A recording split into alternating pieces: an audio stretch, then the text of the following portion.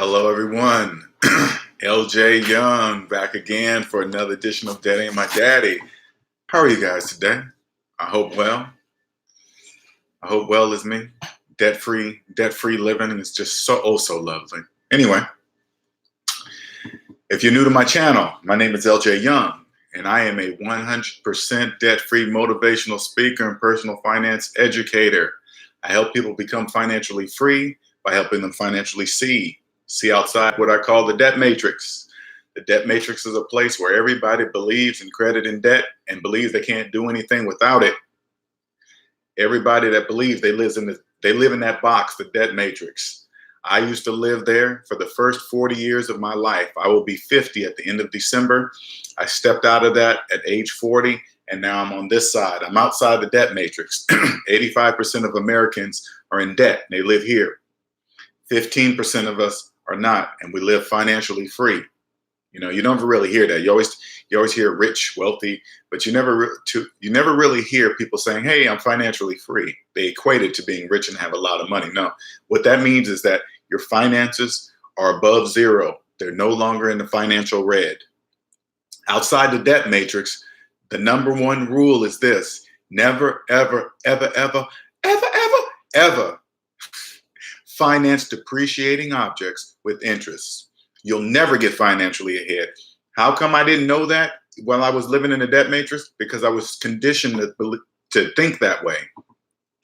All I had to do was apply fifth grade math to my finances, and I would have known this years ago. I would have been a millionaire with a regular job years ago had I known this. Never, ever finance depreciating objects with interest, and you'll win with money. You'll be financially free for the rest of your life. And here's the simple mathematical formula that will change your life forever. This is how simple it is, okay? Add up all your savings, add up all your debt, and then go savings minus debt equals how much money you have in real life. Done. That's it. Now, when you add it up, it'll be a large negative number. You change that negative number from out of the red, just like they taught us in grade school, out of the red, above zero, into the black, and you'll be free. That's it. Now, doing that, this is where I help you. You come to this channel, and I'll show you how it is. Well, it'll be easy to understand, but it'll be hard to get out, difficult, because you have to accept all the financial mistakes you've made. And debt is really emotional, okay? It really is. You attach yourself to it, blah-giddy blah. But anyway, all right. So now I've started a debt series called Life After Debt. Now, this is for the people that have followed my advice and gotten out of debt. All right, now they're free. Now they're on the other side. Now they're outside the debt matrix. You feel kind of alone. You're like, oh crap, you're going to go through a whole bunch of emotional feelings. Hey, man, I messed up financing cars and phones. I should have stopped years ago. Blah, blah. You're going to go through all these emotions. All right. That's part of the process. You've already done the hardest part, accepting that you messed up. Use paycheck to pay off that debt. Now you're on the other side. I want to be the first to welcome you. If this is you, welcome. All right, now you're on this side. Now there's some more additional steps you have to break. Now you're still going to have attachments to the debt matrix because you've been there all your life, you know, and most of your friends and family, they're going to live there and they're going to be speaking debt. Now that you're on this side, you understand money has two languages: debt and debt free. If you've been in debt all your life, you've only spoken debt. Since you've been in debt all your life, you've only spoken debt. Now that you're outside, you understand that there's a language called debt free. Now you still have to mingle and associate with people that live here in the debt matrix, but they're only going to be speaking debt.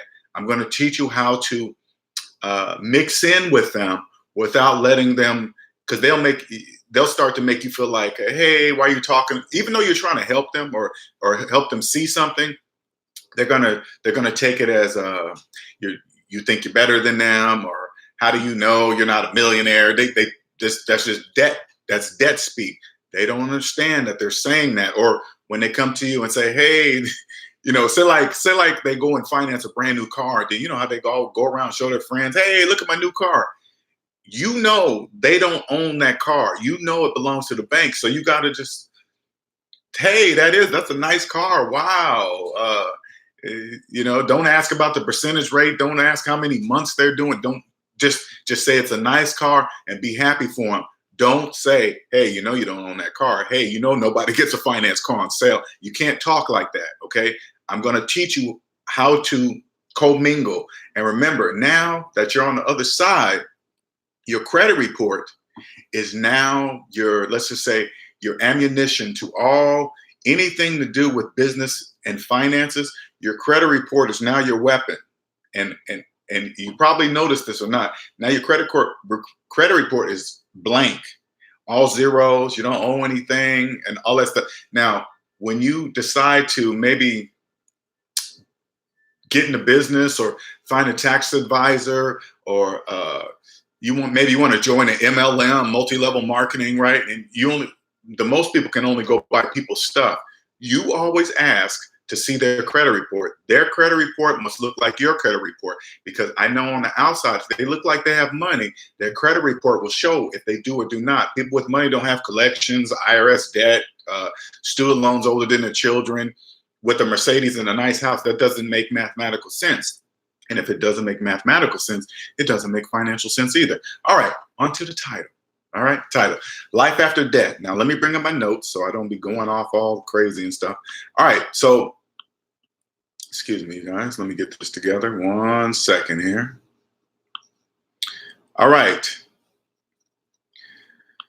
Now, there's a two-part in each video. The emotional side of debt, of now that you're debt-free, there's an emotional side, an emotional attachment to, I guess, the debt matrix and the things you did, and the money side that you do differently now, different than when you were living in a debt matrix, okay? So first we're gonna start, this is gonna be about credit cards, okay? This one's about credit cards, and we're gonna start with the money side, and then after I get done talking about the money things, and then we're gonna go to the emotional attachments of the credit cards and things like that, so you can break that, so you can see it for what it is, and you can break that habit. Never, now that you're on this side, I want you guys to understand this.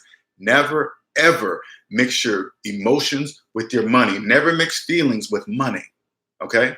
Ever. This is what it sounds like. Now that you're over here, this is what it sounds like in the debt-free language when you mix your feelings with your money.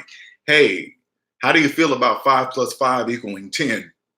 How do you feel about 1 + 1 = 2? Does it make you happy, sad, jump for joy, make you sick, make you depressed? No, it's just 10. It's just 2. That's the same thing with money. When it comes to your money, math is law. Never forget that. If it doesn't make mathematical sense, it doesn't make financial sense either. Okay. So these are the tips that I've learned since becoming debt-free, how to use credit cards. Now understand, once you're on this side, credit, you understand, you should understand, or you will understand, that credit is not a need. It's a tool, no different than a hammer, nail gun, lawnmower, blinds, nail, you know what I'm saying? It's just a tool. It's not a need. You only use it when you need it.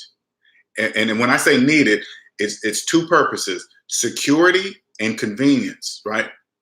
And I'll explain that through it. And convenience is like, so you can rent a hotel, car, it just makes life easier instead of using your debit card. Okay, so we're gonna go to the money side first and then the emotional side, okay? When it comes to credit cards, never ever go paperless. I know they say, hey, go paperless, save trees and all this other stuff. Credit card companies can change things anytime they want. It's their money, it's their business. You always wanna get the paper so you can open up and look at it.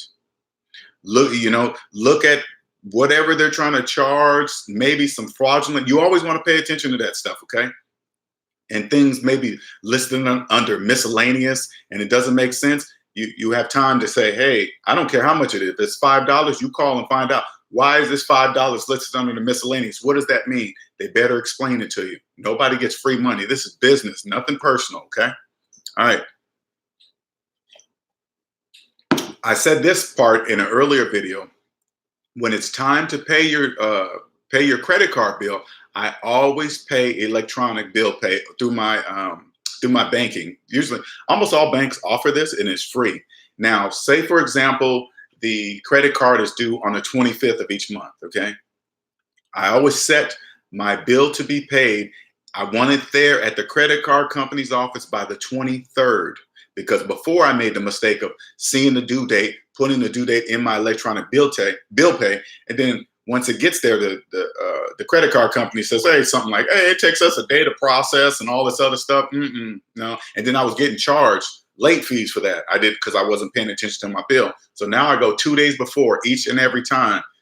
They better have that process within 2 days. If they don't have that process within 2 days, that's their problem, not my problem. Okay, next one. Let's see, auto payments always.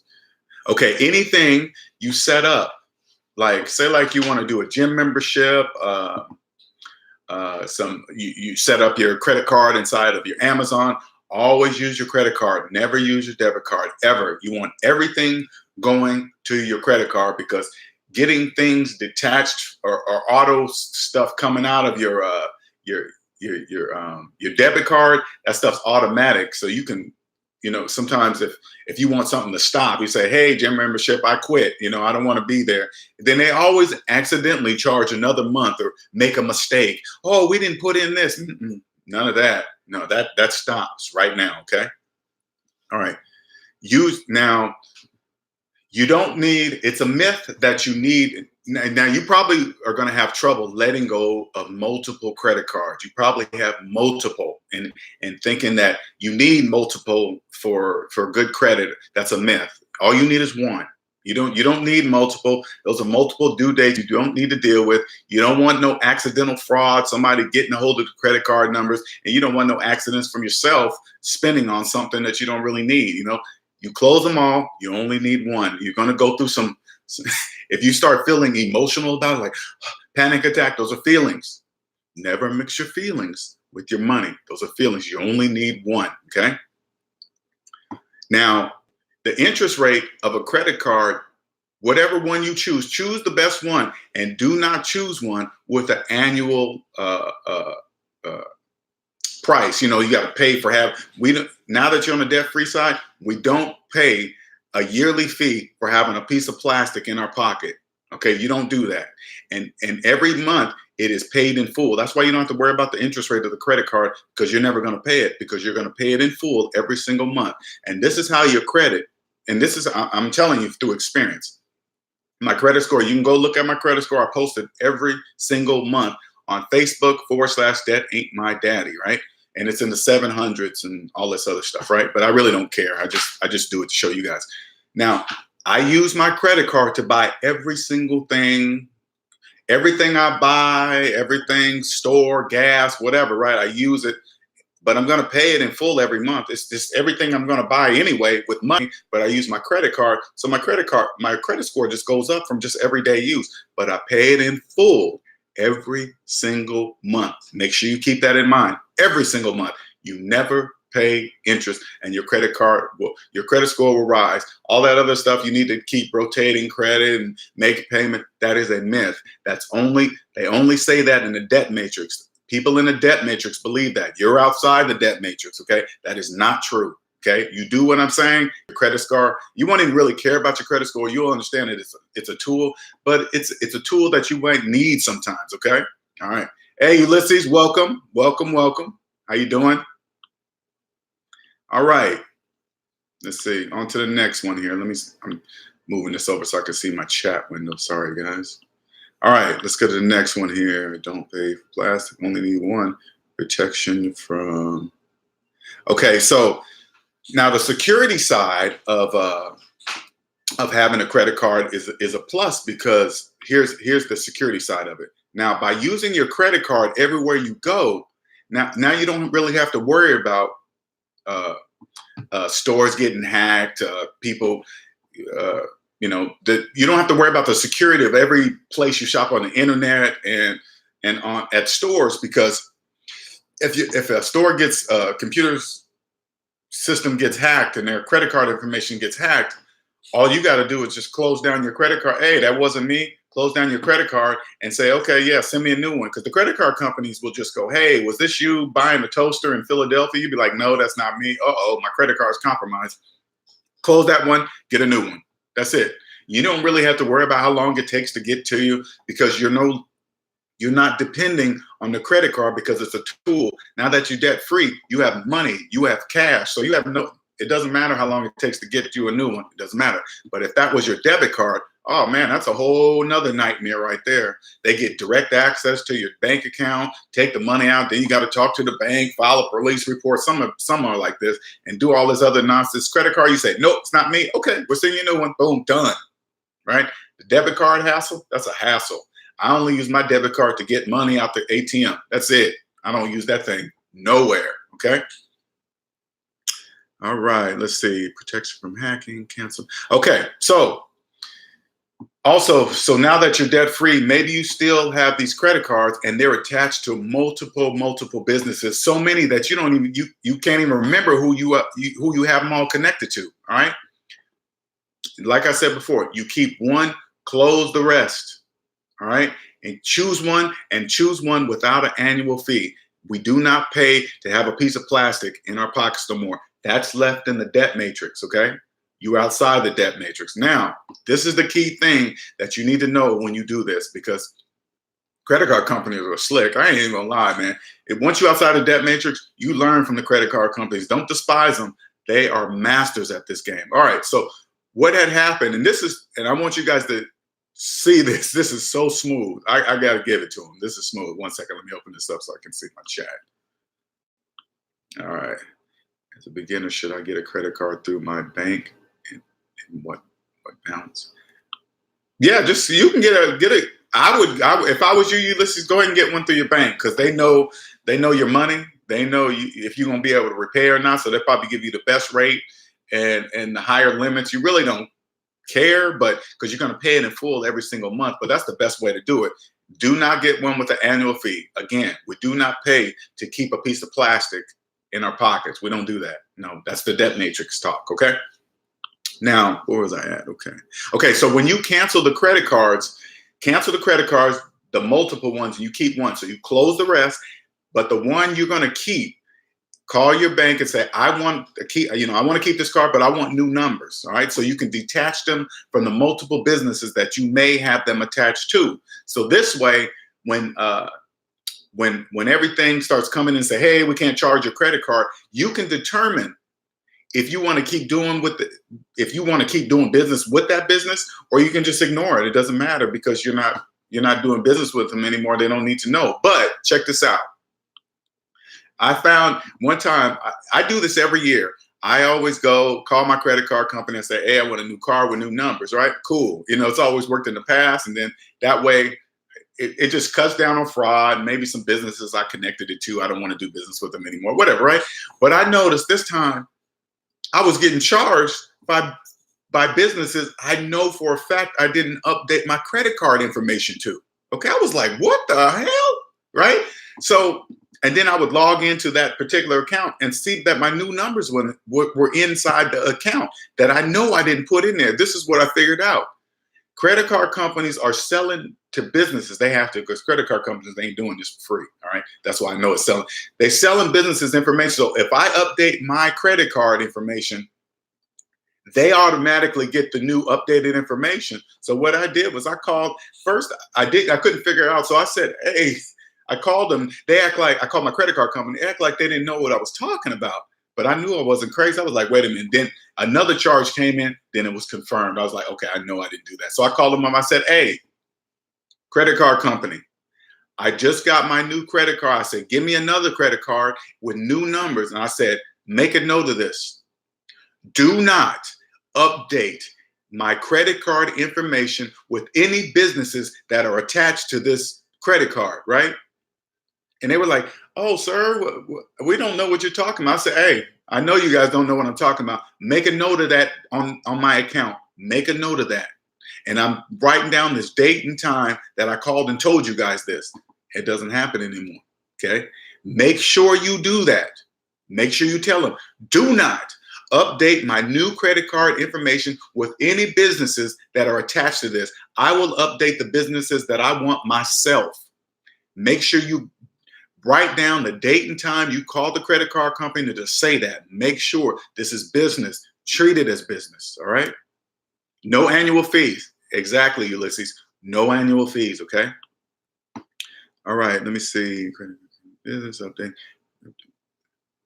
Okay, so that's and like I said, you just keep one credit card. That's all you need. Use it to buy everything, Amazon, store, gas, and your credit will continue to shoot through the roof. Okay, it will, I promise. And you pay it in full every single month. People that are debt free, now that you're on this side, now we don't pay interest on borrowed money because we have our own money. You don't need to borrow. You can use it protection, but you pay it in full. Okay. Now let's get to the emotional side of it. Okay. You no longer need credit cards for emergencies. You know why? Because you now have your own money for emergencies. You don't need their money, right? So that's like an emotional attachment. I remember growing up having credit cards. Everybody would say, "Oh man, you need a credit card for emergencies." Never stopping and wondering, how come I don't have my own money for emergencies? You know what I'm saying? So this is now you're on the other side. You might still have that attachment.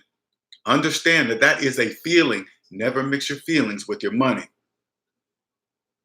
One credit card, that's all you need. That's all you need, Ulysses. You don't need multiple credit cards. Too many due dates to keep track of. Once you're debt free, you'll realize, I don't know if you've realized this already, Ulysses, you don't have all these due dates to keep track of in your head. Those days are gone. I have rent, but that's automatic. So anything that's exact same amount every single month, that's all automatic for me. Anything that varies, like my credit card statement, I want to look at that. Okay. But everything else that's stationary, I buy by the year anyway. So it's automatic. Automatic. I don't want to know any due dates. I don't need to know any due date. I just need to know the due date is due. That's the stationary amount. And it's just automatically paid, period. I get a notification. Hey, this money was sent to so-and-so and in this amount. Cool. That's all I want to know. All right. Closing CC. All right, so I know now you're probably saying, hey, isn't closing these credit cards going to lower my score? The banks use that tactic to scare you. It might for a second, but you keep using that one credit card, it'll go through, keep going up, and your credit score will keep going up. How do I know? Because I've done it for years. It keeps going up. It keeps going up. So don't even worry about that. Yeah, it'll go down. That's just a scare tactic. As soon as you close the credit cards, you're gonna see it go down a little bit. That's just to scare you. Okay. What they want to do is, hey, yeah, you can pay them off, but leave them open. So you'll have some type of opportunity, some type of emergency will pop up and you will use them. Okay. That's just a tactic. Don't worry about that. That's business. Don't hate the credit card companies for doing that. This is business. They are masters at this game. Learn from them. Okay. All right, so I did pretty much all. Oh, and this is one thing I wanted to share with you guys too. This is kind of like outside of why I don't use my debit card, okay? And again, this is part of the Visa, MasterCard, credit card company, whatever, right? Now, have you noticed, one second, and this threw me for a loop because I was like, okay, now you notice how they always push the debit cards on you with the Visa MasterCard logo on there. One second here.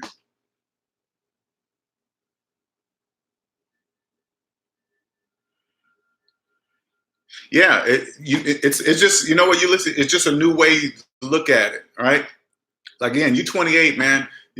By the time you're my age, I promise you're gonna be a millionaire, easy, just by doing these steps. It's the craziest thing. You'll understand how taxes work. You'll understand all that stuff. But back to the debit card thing. Okay, so I remember when, like, debit card, you can use a PIN or you could use it as a Visa or MasterCard just by pressing enter, right?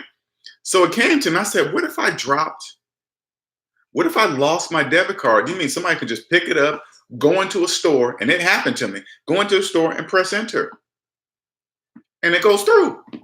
And I was like, then what's the purpose of a PIN for if they can just use it as a Visa? But this is what they do. Oh, you still have the same insurances as the Visa MasterCards do. But that's not the point. That money comes automatically out of my bank account. And then I got to go through this process just to get my money back in there.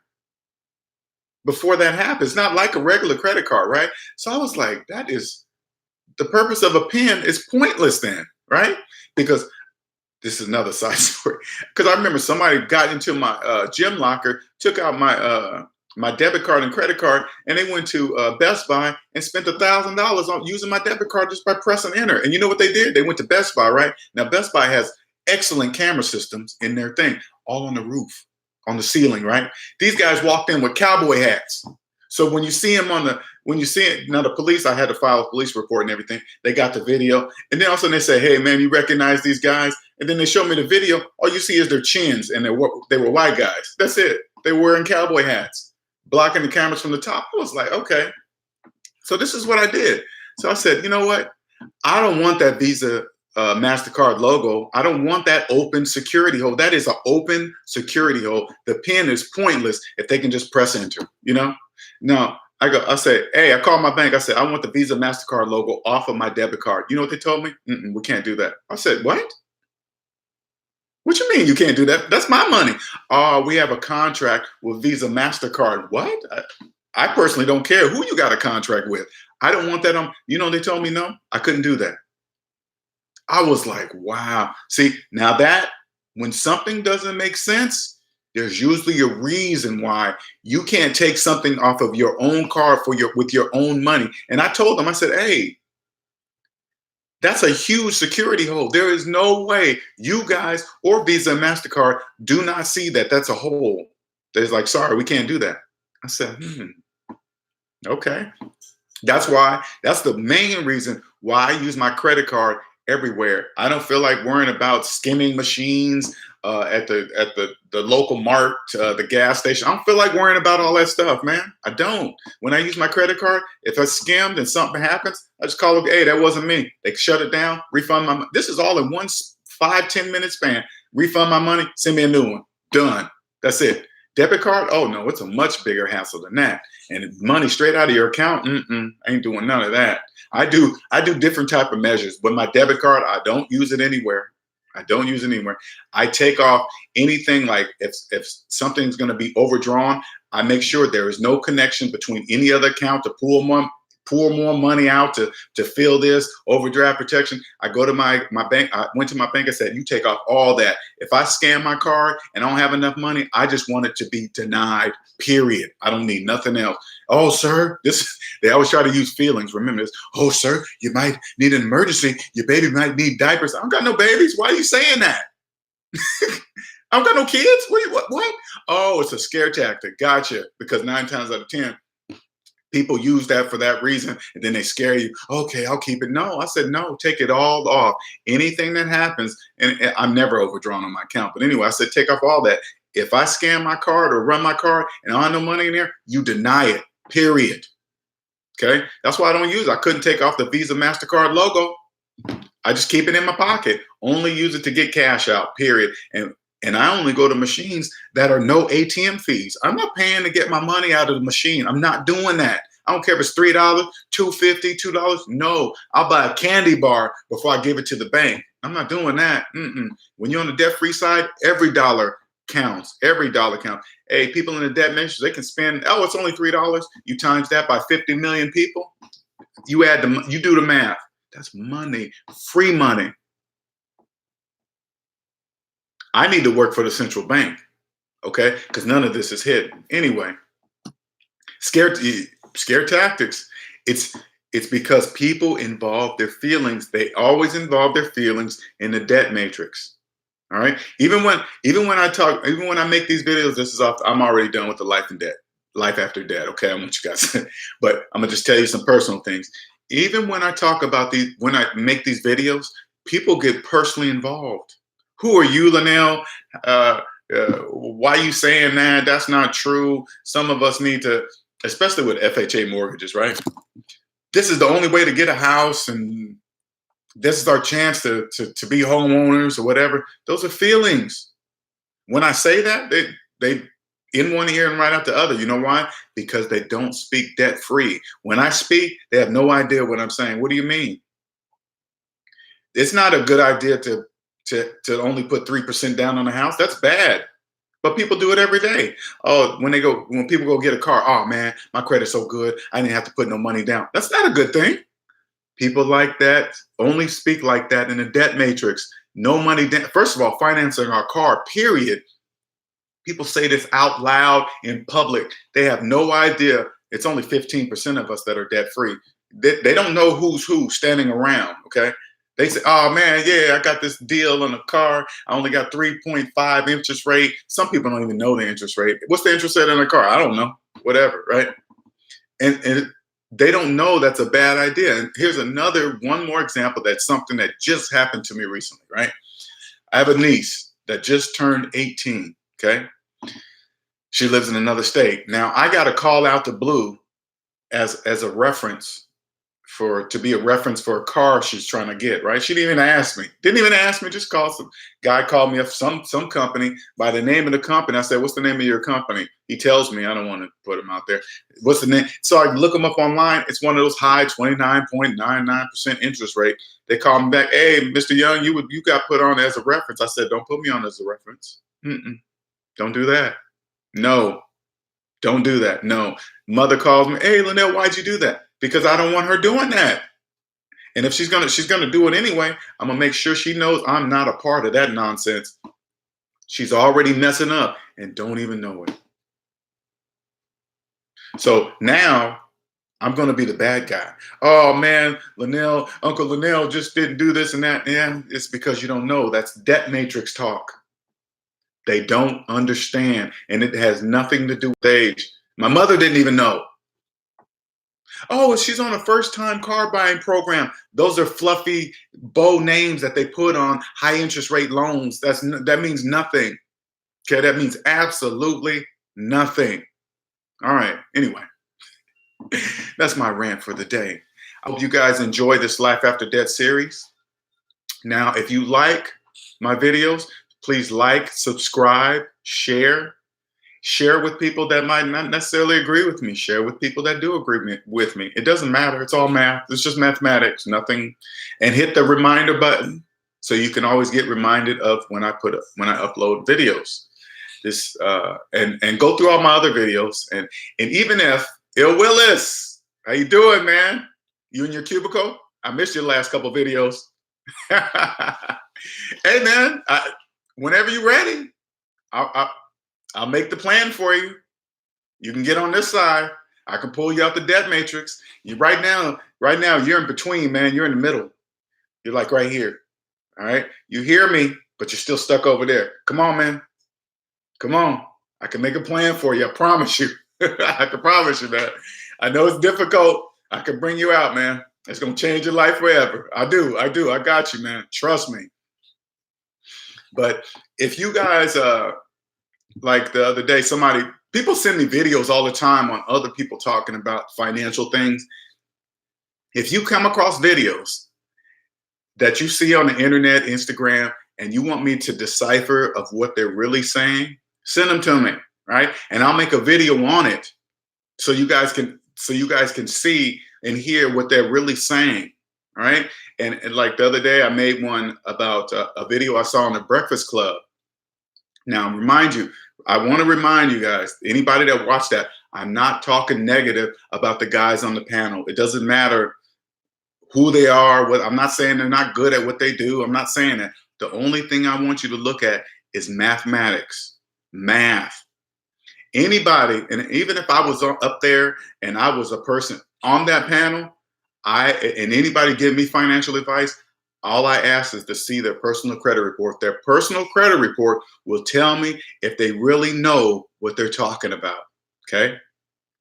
Because anybody can talk a good game. They can read and know what, FHA loans, percentage rates. They talk all that fancy finance talk. And if you don't know about money, it really does sound like they know what they're talking about. I'm not saying that they don't, but if I see their entire credit report, not their credit score, their entire credit report, it will tell me without 100% for a fact, it will tell me if they know what they're talking about. Okay. People with money, not saying that they do, not saying that anybody on that panel do, but people with money are not deep in debt. They don't have collections. They don't have student loans older than their children. Okay, they don't owe IRS debt. When you have money, you have money. You're not in debt. Period. There is no ifs, ands, or buts about it. Okay, all right. And the person, when you guys that are debt free, I don't know if you know this or not now, but your credit report is a lethal weapon. It will decipher through anybody's bull crap when they're talking about money, financing, and they won't even know why. You can, like, for example, you could share this video with somebody, okay? Let them hear me say this, and they still won't know what I'm talking about. Ain't that crazy? They still won't know. What's he talking about, man? See the entire credit report. What's that mean? Because they've never seen one like it. If they've always been in the debt matrix, they know nothing else. If they're like that with their personal finances, they know nothing else. So they're going to cross that same habit, that same behavior over to their business finances. I guarantee it. How do I know that? They know nothing else. If they've never been debt free, they know nothing else. I promise you. Ill Willis, I see it. I hear it in your voice, man. You're like, hey, this job cubicle. I get it. I was there, bro. Hey, I was there. Now, when I look at computer job applications online, you see all the stuff they list on that stuff that they want you to know before they hire you for that job. Think about it like this, Ill Willis. If you really knew everything that they're asking on that list before they hire you, they would be paying you double the money that they're paying you today. Nobody knows all that stuff. Nobody. That stuff means nothing.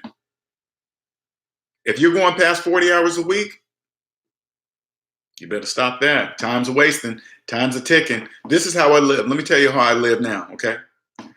I never forget the fact that one day I will be dead. I always keep that in mind. If you always keep that in mind, your whole perspective of life will change.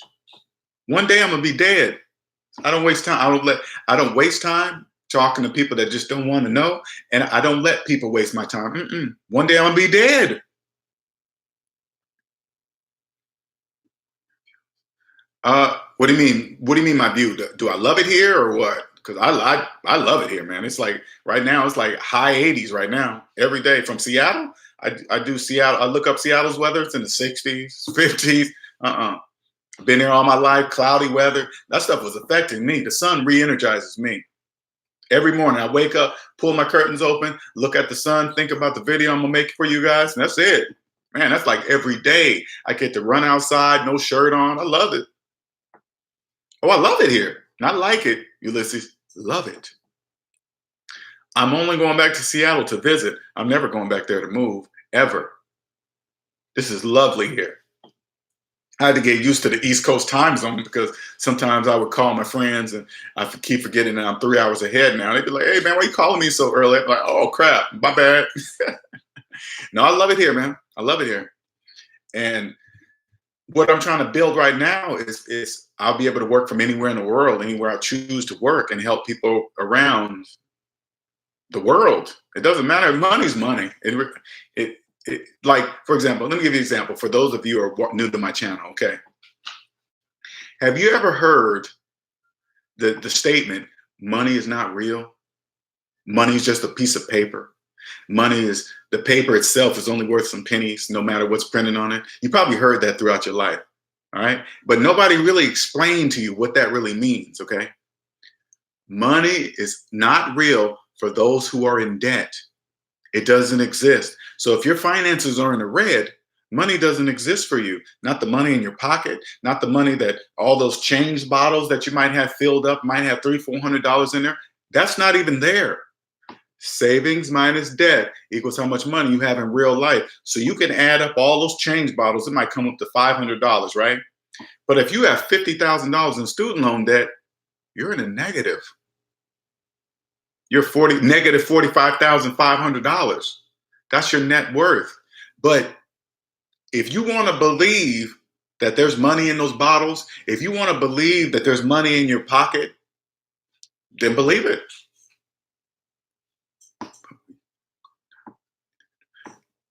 We all gonna die. So you can't control time, You can't control. You can control how your time is being used. Are you gonna let other people waste it? People get irritated when I say, "Hey, man, I don't, no." Like for example, if I'm supposed to meet somebody, let's say meet a friend at lunch at 12, and they show up at 12:10 or something like that. That bothers me. We had this plan for a week, and then you're gonna show up still 10 minutes late. I'll be like, "Hey, man, don't do that. Please be on time." And I got friends like that are constantly that are late. I have to make it a point. And then all of a sudden, oh, here's Mr. Young, oh, so strictly about his time. You think he's all that? Yes, I do. Okay. I want them to get used to every time they meet me. I want them to think, oh man, we gotta be on time. Linnell's gonna be tripping. I don't care how they take it, how they do it, as long as they're there on time. I respect other people's time. Hey, you want me to be where at what time? I'm there either there early or I'm there. I'm never just showing up right on time. I'm always early because I respect other people's time. Because if I don't respect their time, how am I going to have them respect mine? Because if I'm showing up late, asking them to respect my time, they're going to turn around and say, "Oh man, you're always late." No, I ain't doing none of that. They think their time is more a priority than yours. Willis, everybody's time is only valuable to your time is only valuable to you. My time's only valuable to me. How they treat their time is their if they believe being late all the time is that hey, that's how they treat their time. As long as you don't let them treat your time the same way they treat their own. That's all. And you set the priority. You always say, "Hey man, I'm gonna be here. I need you to be on time." And I've done this a couple times. If they're late, I leave. Now, if they're supposed to be there at 12, say like they're supposed to be at 12, right? And I'm waiting I give a little buffer room, okay? But I remind them. But if it gets around 12:15, I leave and I don't even tell them. I just leave. And then they'll call me, "Hey, Linnell, I'm here. Where you at?" I said, "What you mean? I left. You didn't call me?" "No. Why would I call you? You didn't call me and tell me you was going to be late. Why would I call you and tell you I'm leaving? That doesn't make any sense." And then after a few times of that, they're going to stop. See how that works? And then they'll do that to other people and say like they're late to something else that was earlier in the day for themselves, and then they just think they can push everybody else's time because they was late. No, they were late. No, no, you just don't get to my time. Just don't get bumped into your late time. No, that doesn't happen. I'm going to be dead one day. That's not happening. I want that 10 minutes. I don't care. Maybe I want to just sit around, look out the window for 10 minutes. I want to choose that. I don't want to be sitting around waiting for somebody doing this on my phone, doing something that I don't even want to do in the first place, browsing stuff because I'm waiting for some. No. People before I have no problem doing it. Yeah. Hey, man. Hey, Ulysses, it's discipline for yourself. All right. You want them just what we were talking the other day when they said people want to, they see you own your own business and you don't have any, all these responsibilities. You have the money. You can let me borrow it. Why do they think that? You know why? Because they're not managing their own money and they're in debt. So they figure since you're living carefree and happy, you must have the money. You must have the money to give to them. Why do they think that? People in the debt matrix think like that. And they're the only ones that talk like that. They're the only ones that say, "Hey man, can I borrow 50 the day after payday? Can I borrow $50 till next payday for 2 weeks?" You are already broke the day after you got paid and you need $50 to last 2 weeks. First of all, if you show me how to make $50 last 2 weeks, I'll give you the $50. That's what I always say. If you show me how to do that. But they're not doing it because they're borrowing money from everybody else. That's impossible. Okay, that's impossible. All right. It's discipline. You got to take the feelings out of your money, Ulysses. You're young, man. You're young. I don't know if that happens to you, Willis. You got to be the same way. Okay. All right. Let me get off here. 44 minutes in, 45 minutes in. Thank you, everyone. As always, I'm much appreciated. Much appreciated. You guys have a wonderful day. I'm not sure if I'm going to do another Life After Debt tomorrow. I'm going to maybe talk about another subject. And you too, man. You too, Willis. And you guys have a wonderful day. All right. Have a good one. Bye.